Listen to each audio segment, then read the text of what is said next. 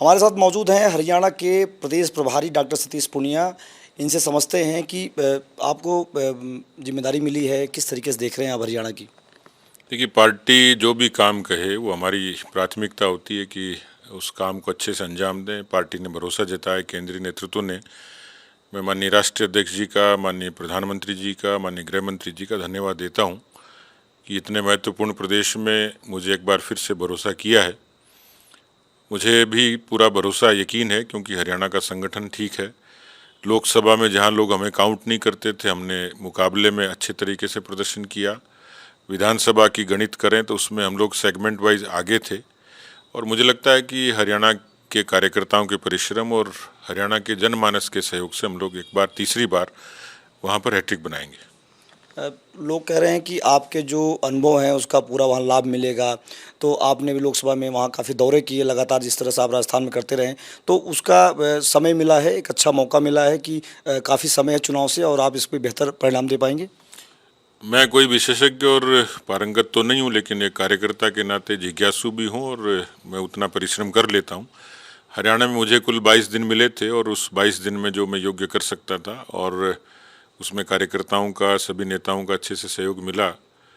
तो मुझे लगता है कि जो अभी तक मैं समझ पाया हरियाणा में एक अच्छा उत्कृष्ट संगठन भी है और जनता का मूड मिजाज भी ठीक है। कांग्रेस उनकी प्राथमिकता नहीं है। तो मुझे लगता है कि हरियाणा का टास्क हम अच्छे से पूरा करेंगे। कोई चुनौती मानते हैं आप, जो बड़ी चुनौतियाँ लगती हैं हरियाणा जैसे राज्य में प्रभारी बनना, वहाँ पर काम करना? देखिए, चुनौतियों के बिना तो जीवन है ही नहीं, क्योंकि इधर सीधा सपाट जीवन राजनीतिक होता नहीं है। लेकिन मैं मानता हूं कि उन चुनौतियों को हम लोग पार पा सकते हैं। हमारे पास वो सब कुछ है। कार्यकर्ताओं के नाते हमारे पे एक अच्छा संगठन समूह, जो 10 वर्ष में केंद्र की सरकार ने, प्रदेश की सरकार ने जो किया है, वो जो एक निरपेक्ष व्यक्ति है उसने ठीक से आकलन किया है उसका, और मुझे लगता है कि वो बीजेपी के पक्ष में अच्छे तरीके से खड़ा होगा। इसलिए चुनौतियां हैं बेशक, लेकिन कांग्रेस के मुकाबले हम बहुत आगे हैं। ताकत क्या मानते हैं आप? पॉजिटिव चीज़ें क्या हैं जो आप मानते हैं कि उसे लेकर के आगे बढ़ेंगे और वहाँ पर रिजल्ट अच्छा आ पाएगा? देखिए, हमारी अपनी खूबी है। मैं कह चुका कि संगठन हमारा जो एक मूल आधार है वो बहुत ग्रास रूट तक हरियाणा में खड़ा है। हम जीते या हारें, लेकिन वहाँ मजबूती से लोकसभा में भी नीचे तक कार्यकर्ताओं ने बहुत अच्छा काम किया है। दूसरा, विचारों के आधार पर भी लोगों ने बीजेपी को पसंद किया है। तीसरा, 10 वर्षों में ऐसे ऐसे बहुत सारी चीज़ें थी। हरियाणा को करप्शन के नाते जाना जाता था, लेकिन पिछले 10 वर्षों में इस नाते एक क्लीन हरियाणा हमने दिया है।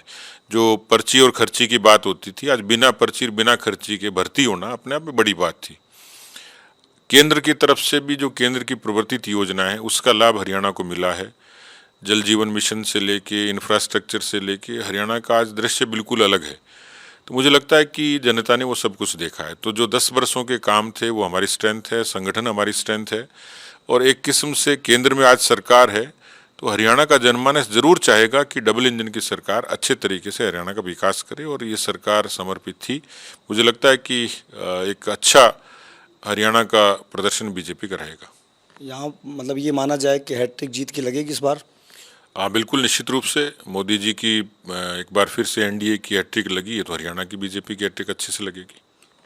ये थे हमारे साथ डॉक्टर सतीश पूनिया, जो इसमें हरियाणा के प्रदेश प्रभारी बनाए गए हैं, और इनका कहना है कि संगठन मजबूत है और वहाँ पर रिजल्ट जो है पॉजिटिव आएगा और सरकार वहाँ पर फिर से बीजेपी एनडीए की हैट्रिक लग पाएगी। एबीपी लाइव में संतोष पांडे, जयपुर।